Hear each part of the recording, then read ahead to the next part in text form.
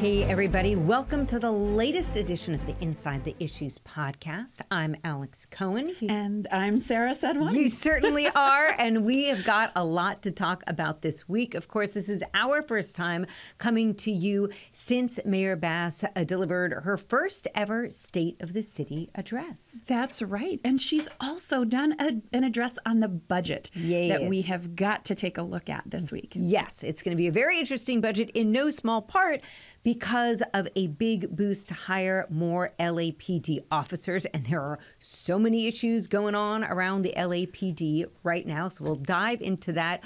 We will also talk a little bit about this never-ending game of musical chairs. It seems to be happening in Southern California politics. So let's just jump right into it. State of the City. Sara, your thoughts on this maiden voyage into the State of the City address by Karen Bass? I had to pinch myself to stay awake. No. Oh, wow. How did you really feel? Man. No, I know. You know, it was underwhelmed. A little underwhelming. You know, it was exciting though. Let me back up. I love watching these kinds of events. I really do. It was very exciting. I was looking forward to it. There was a very long preamble. Wait, yes, for it to start. We were a little late getting started, and that's okay. That's fair. There's a lot of people involved. But I got to tell you, I mean, I was, you know, as usual, tweeting, texting some friends. What do you think? It just didn't leave you feeling very inspired. And part of that might really be a part of the message, right? Like, LA is not where we want it to be. We've got a lot of work to do. Yeah. And I think, you know, a part of that message was, you know, it's not the grand uplifting message that you anticipate getting from one of these kinds of events. Yeah. But yeah, you know. What were your thoughts? Well, you know, it's interesting. Sure, it wasn't. I mean, like, I'm thinking about the last time that Eric Garcetti gave his State of the City. He was on the brand new 6th Street Bridge, and, like, the optics were really cool, and maybe that was more exciting. But, right, like, I think it's, do you talk a really big game and maybe not so much deliver on big results? Or do you say, like, I'm not setting the bar that high because I'm going to see what's actually, like, feasible and realistic? It was a meat and potatoes kind of speech. But I'll tell you what stood out to me, like, almost right off the bat, was, first of all, the choice of venue, the fact that she decided to do it at City Hall. She name-checked, Sara, I think everyone. Single member of the city council, including, because, you know, we in the press, we get a little, here's the prepared remarks. And I was looking at it as I was listening to her. She went off script to include Kevin De Leon and his cooperation. I was like, wow, very, was it magnanimous of you to, like, literally name check every single person that is on the city council. She's really linking arms. That lockstep, like, we're all locking arms for sure. And I think let's just get to that little segment we do every week here on this pod. It's a little thing that we like to call What's the Word? And the word this week, Sara, is spin. Spin.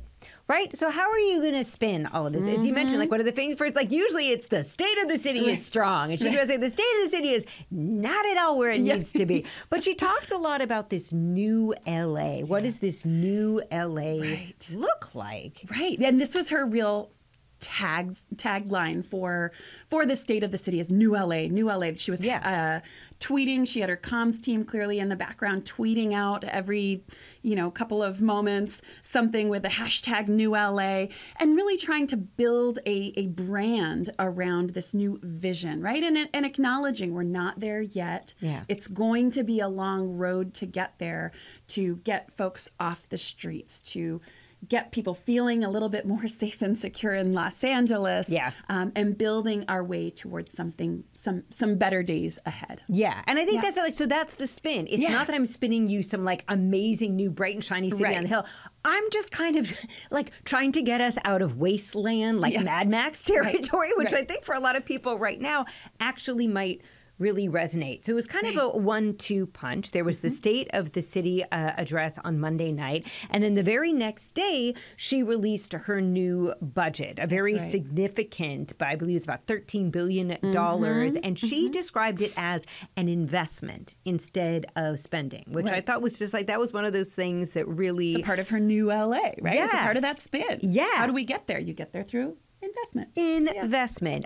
But one of the key things that she talked about investing in, of course, and we heard some of this at the State of the City as well, is the LAPD. That's right. Because, and it's really interesting. I think there's a lot of maybe like progressive thinking outside of the box around things like Inside Safe, her housing and homelessness program. But when it comes to crime and safety, like remember, this is Karen Bass whose home got broken into as she was campaigning for mayor. And I feel like this is the area where she's kind of swinging a little bit more towards the more moderate, even conservative portions of LA. So, I mean, basically, long and short of it is a lot of cops have left the force. Mayor Bass has made it very clear that she's concerned about that. So she is talking about investing and making sure that they can hire a lot more cops. And about 1,000 more police officers. Yeah, with things like signing bonuses and things like that. Bringing back folks who have already retired potentially, right? Yes. There's all these different ways in which she's going to try to entice more people to join the force. Yes. Yeah. But now let's compare and contrast this with folks like Hugo Soto Martinez and Eunice Hernandez, who ran on this abolitionist, no cops. Let's not get even if we don't defund in the way that word gets bandied about, we're sure as heck not into giving them a lot more money. Right. So Paul Krikorian says, I believe the word that he used was robust. He's looking forward to a very robust. This is going to be. It sure is going to be robust. It's going to be only robust. Imagine public comment is going to be robust as well. Yeah, that's one adjective you can use. So, right. When Karen Bass released this budget proposal, she was asked by a reporter, you're talking about investing a lot more in cops. How do you think that's going to go over with some of the more progressive members of the city council? Here's what she had to say. I am really happy and proud of the relationship that I've developed with every single member of the city council, including those who I know are not going to be supportive of that part of the budget, and I understand that. But where we do have common ground is in the mayor's office of community safety.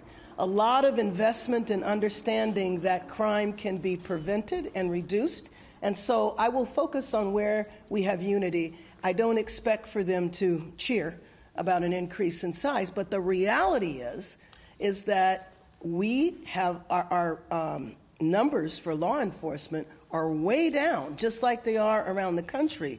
And there is no reason to think that we are not going to drop to a historically low number of police officers.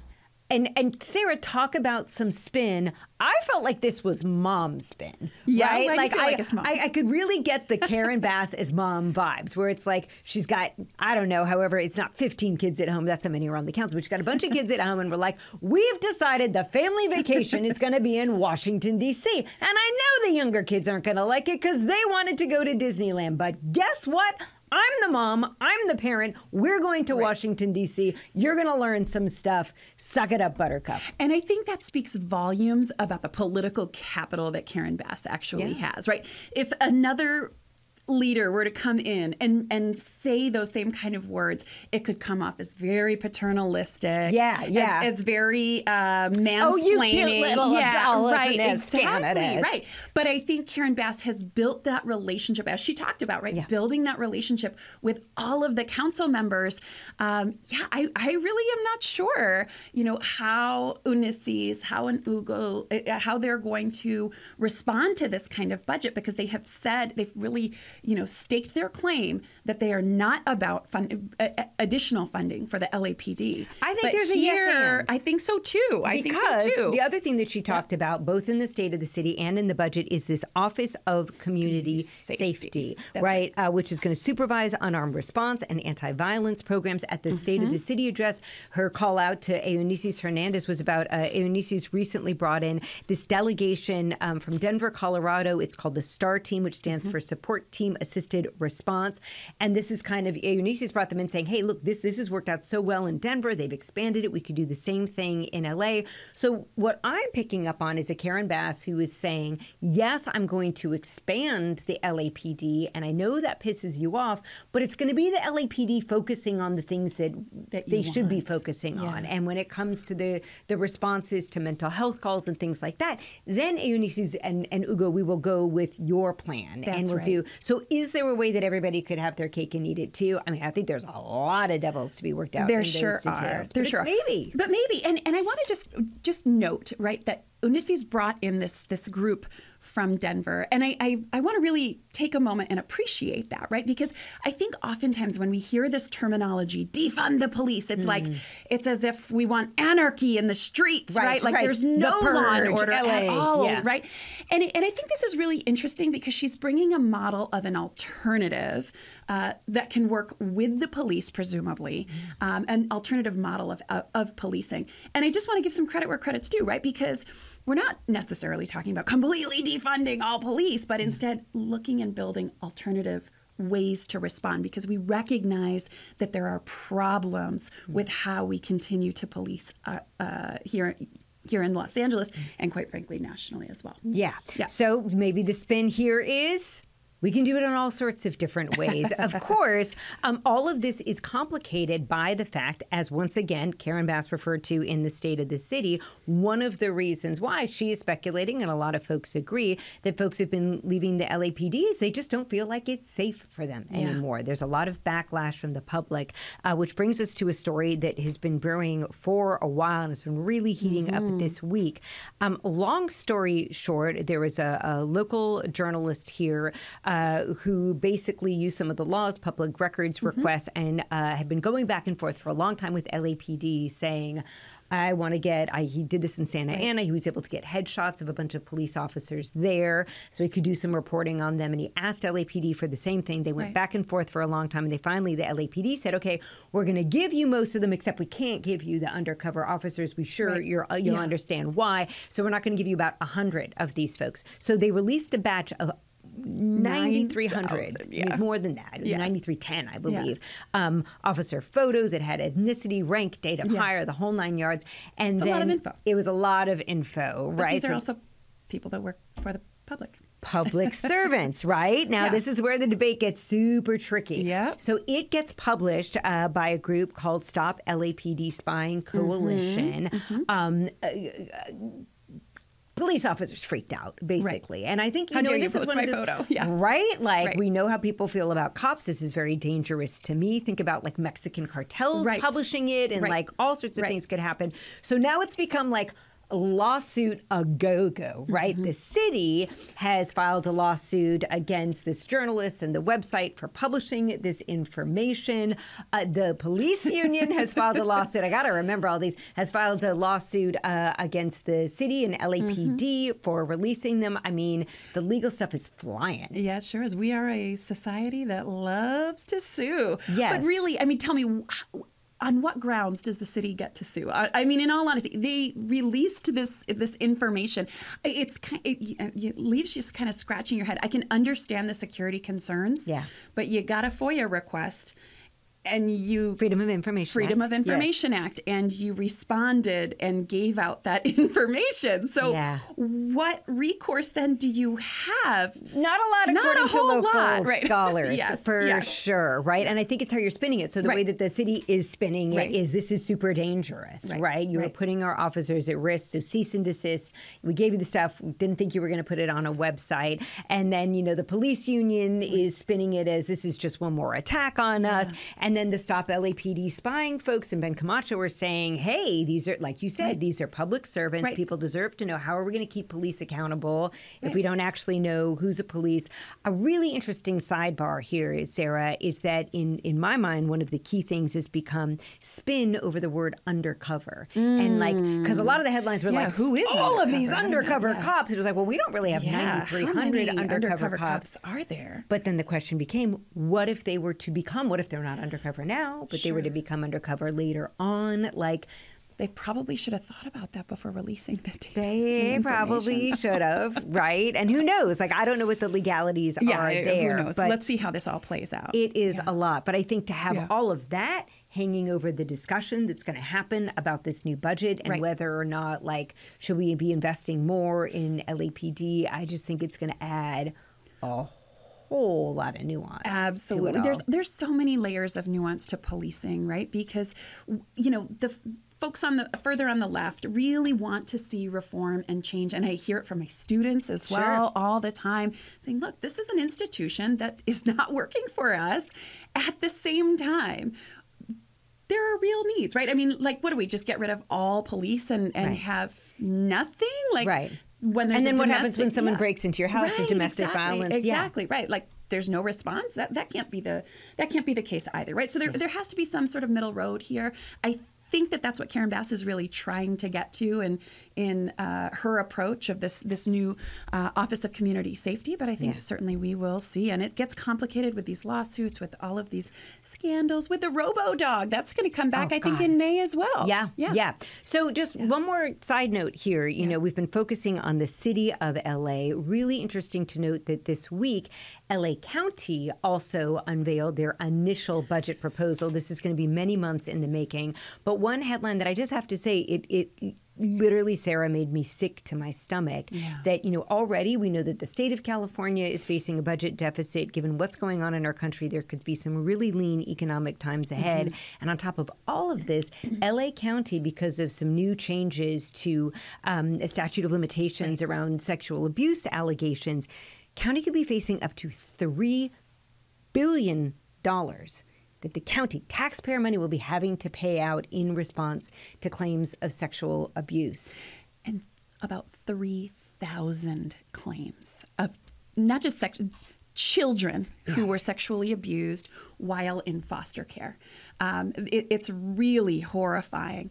And that $3 billion number is astonishing. But when you think about 3,000 claims of sexual abuse while in county facilities in El Monte some years ago, horrifying stuff. Horrifying stuff. And there's really, I don't think there's any way to spin that. No, there's really not. It's devastating, it's appalling, it's embarrassing, and it's hurtful because you think of all the ways that $3 billion could be spent in this county. Right. The other piece about the LA County budget, though, that I stood out to me was just how large it is, right? Huge. When we're talking about LA City, we're talking about approximately $13 billion, tons of money. When we're talking about LA County, we're talking about $43 billion that gets decided on and allocated by 5 individuals. I mean, that is an enormous power, just enormous. And when I really saw that number and figure, it really kind of took my breath away at just how much power they really have. And speaking of that massive budget, Sarah, let's wrap up here by talking about one of the 5 ladies who gets to decide, and that is LA County Supervisor Holly Mitchell, who's really, I think, been a political dynamo for quite some time. So it was not a huge surprise to me when these lists started floating. I saw one on Politico. We talked about last week here. And forgive me, I just have to call myself out for just having a stupid moment thinking it would be a special election. It's not. It's an appointment by the governor. If Dianne Feinstein retires, I just had special elections on the brain, so I want to out myself there for my mistake. But you noted that Gavin Newsom had made a commitment that were Dianne Feinstein to retire, he would appoint a black woman to the position of U.S. Senator. So who would that be? Right. And among the names on that short list is Holly Mitchell. And I just so happened to talk to Supervisor Mitchell earlier this week. And so I was like, all right, talk to me. If this happens and Di-Fi retires and Governor Newsom calls you, would you go? And she was so quick to say, no, thanks. I'm good. And it was just, it was kind of fascinating to me because, what politician wouldn't want to be a U.S. Senator? But what she said was really revealing to me was that she just feels like L.A. is her place. This is a place where she wants to do the work. And I have to say, I kind of had this moment, if Rachel Maddow were to retire and MSNBC called me, I really got to think about that for a moment. They totally should, right? It would probably be a salary increase, but I love Southern California. I would be really I know the rest of the country's got interesting stuff, but I feel like that this is where I belong. I want to talk about these things. And so when Holly Mitchell was talking about that, I really related. And what you just said about the $43 billion, it's a lot of power. It's a lot of power. And is it a salary increase? Because LA County supervisors make, I think, approximately $250,000. Like, they got some big bucks behind them, and huge offices, huge staff. Senators do too. Yeah. But I mean, it's a pretty good gig. And senators don't make the $13 million that Rachel Maddow made. So it's a completely different decision, NBC, if you're listening. So, and a very similar kind of parallel story here, because this is where we're talking about the political musical chairs. As we talked about last week, Assemblymember Miguel Santiago has announced that he will be running for Council District 14. And I asked him about this as well. And he started off with like such the typical politician answer. Well, here's all the things that I've done in the state legislature. And I'm not at all dismissing any of those accomplishments. But I was like, come on, dude. You worked with Kevin Daly Don't give us the the spin. legislature, right? Did you text each other about this? You talk about it, and it was hilarious. Because they always used to be posting pictures, like with hard hats and doing cutting ribbons together. Out there. Yeah, exactly. So you guys are pros. It was really interesting. Like he just talk about spin. He went right from the here's my accomplishments in the legislature straight to well, we got to get past this scandal. It was just right into it. Like, okay, come on, it's time to clean up. Right. So it was really interesting. But you and I were talking too that it's these are politicians. These are elected officials. They're also human beings. They are. Miguel Santiago has 2 kids and a wife. Like, that's a lot to keep flying up to Sacramento. And I think the salary is it's more. better. I think it's in the $200,000 range for city council members and the $100,000 range for state legislators. So it's a good deal. But like I've said before, it's like the place where political careers go to die. So I don't know if you really want that job. So will another member of the state legislature join the race in CD 14? Who else will get into that race? We've heard some things. We won't name any names until they've been confirmed. But if you want to get the latest on the political news and hear our take on it, be sure to subscribe to the Inside the Issues podcast. Follow us on social media. You are there at Sara Sadhwani. I am there at Alex Cohen in LA. We'll see you here next week. The Inside the Issues podcast is a Spectrum News 1 production. Hannah Kokish is our producer. Nathaniel Leathers is our editor. The executive in charge of production is Jeff Shore.